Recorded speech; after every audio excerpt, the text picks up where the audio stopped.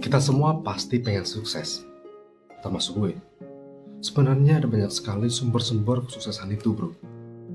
Bagaimana kita mengambilnya? Nah, menurut buku ini, tergantung atas integritas kita sendiri. Jadi, jika diibaratkan air, sumber-sumber kesuksesan itu harus kita angkut sendiri. Dengan peralatan apa saja. Kita nggak boleh lengah sedikit pun.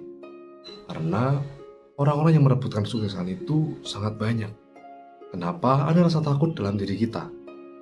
Sebelum kita bahas lebih jauh, perlu kita sepakati bahwa rasa takut yang akan kita bahas kali ini adalah rasa takut yang sangat-sangat tidak perlu. Rasa takut yang menyebabkan kita berada dalam lubang besar kegagalan. Rasa takut yang membuat kita sekecil debu. Rasa takut yang membuat kita sebagai ajang bully-bulian.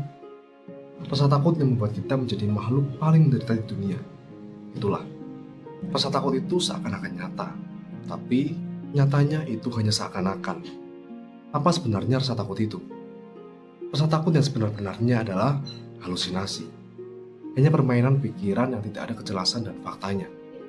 Rasa takut itu hanya permainan pikiran yang mempengaruhi mental kita, dan kemudian mempengaruhi perilaku kita, gerak kita, cara pandang kita, dan tentu saja mempengaruhi potensi keberhasilan kita. Ada juga rasa takut yang bukan seperti halusinasi. Rasa takut itu dibentuk oleh bukti-bukti yang masih sangat perlu diragukan. Rasa takut itu seakan-akan nyata, tapi nyatanya itu hanya seakan-akan saja. Mari kita telusuri satu persatu kenapa ada rasa takut dalam diri kita. Yang pertama, tanpa pengalaman. Rasa takut tumbuh dalam diri kita karena tidak ada pengalaman yang membantu mengatasi rasa takut itu. Sebagai contoh, saat lo belum pernah memulai usaha dan ingin memulainya, tapi di sini lo takut karena tidak adanya pengalaman. Lo takut rugi, takut ditipu, dan takut-takut lainnya. Sehingga usaha yang ingin lo mulai itu hanya menjadi bayangan. Kerugian yang didapat tentu saja lo nggak akan pernah memulainya, bro. Dan pada akhirnya lo nggak akan pernah berhasil. Kedua, trauma. Trauma juga bisa menjadi penyebab adanya rasa takut dalam diri kita. Yang ketiga, kesan tidak nyata. Seseorang yang hidup dalam halusinasi akan mudah dihinggapi rasa takut. Fakta ini jelas sangat mempengaruhi. Senyata apapun kesan dalam pikiran kita, itu tidak nyata, bro. Contoh kesan tidak nyata, yaitu kesan bahwa orang lain akan mengejek kita. Kesan bahwa orang asing akan mencelakai kita, dan kesan-kesan lain yang buruk itulah kesan tidak nyata. Yang keempat, pikiran yang malas dan tubuh tanpa gerak. Ketika kita malas menggerakkan otak kita untuk berpikir, maka hal-hal yang mengkhawatirkan, menggelisahkan, dan menakutkan akan tumbuh subur dalam diri kita. Tidak perlu jauh-jauh untuk memahami ini, bro. Cukup berhenti saja dari menonton video-video gue. Lo akan mendapatkan diri lo tidak menemukan pengalaman. Trauma akan membesar dan kesan tidak nyata akan tumbuh menjadi raksasa yang menguasai diri lo.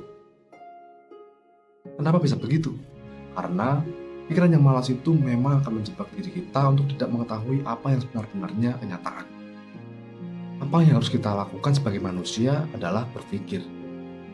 Setelah berpikir, kita harus menggerakkan tubuh kita. Menggerakkan tubuh itu menggunakan pikiran. Jika pikiran kita malas bekerja, maka tubuh akan malas. Dan pada akhirnya, beban hidup bertambah berat dan ketakutan tidak akan pernah teratasi. Biarkan rasa takut dalam diri kita menghilang, bro. Kalau mau berhasil, kita harus mau menghancurkan ketakutan itu. Kata orang, hidup tanpa rasa takut justru tidak manusiawi. Bagi gue, hidup tanpa rasa takut bagai sayur tanpa garam. Ya bro, hambar. Tapi, hidup dengan rasa takut itu nggak normal dan bahaya. Maka, harus ada kemauan dan usaha pada diri kita untuk selalu menetralisir rasa takut menjadi sebuah keberhasilan. Sekian dari gue, semoga bermanfaat, bro.